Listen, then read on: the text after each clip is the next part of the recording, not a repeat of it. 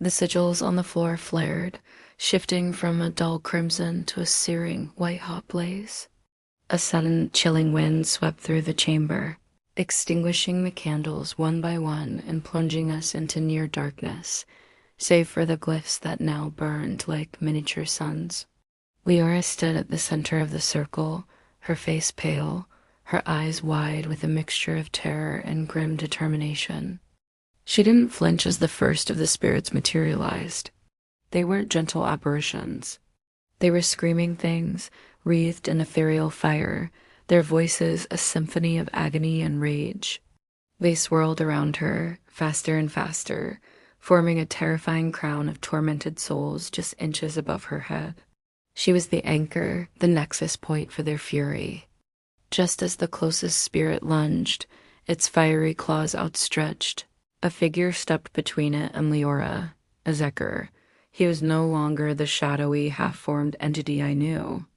He was almost solid now, a warrior forged from darkness and starlight, his presence a tangible force that pushed back against the spectral onslaught. The spirit shrieked and recoiled as if struck by a physical blow. He didn't speak, didn't even look at Liora. His entire being was focused on the swirling vortex of the dead, a silent, unbreachable wall between her and the abyss. But his protection came at a terrible cost. With every second he stood his ground, with every ghost he repelled, the very fabric of our reality seemed to groan in protest. I could see it happening. The veil, that delicate membrane separating our world from the realms beyond, was tearing. It started as hairline fractures in the air, shimmering like heat haze. But they grew, widening into jagged rents from which an unnatural darkness began to pour. This wasn't just an absence of light.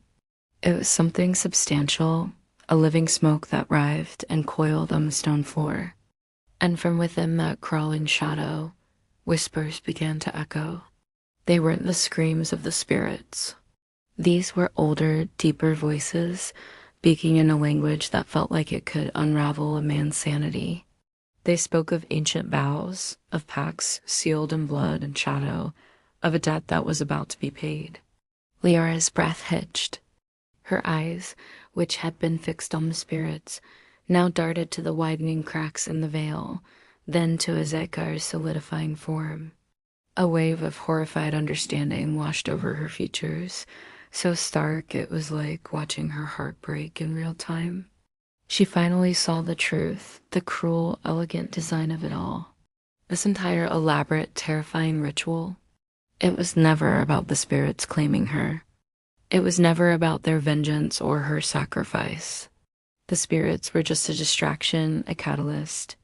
The true purpose was far more insidious. Every ounce of power she channeled, every ghost she drew to this circle, was being used not to destroy her, but to forge a chain. The ritual wasn't meant to end her life. It was meant to bind her soul to Azekar's forever. She was the lock, and he was the key, and the gates of eternity were slamming shut around them both. It was a trap, and she had just walked right into it.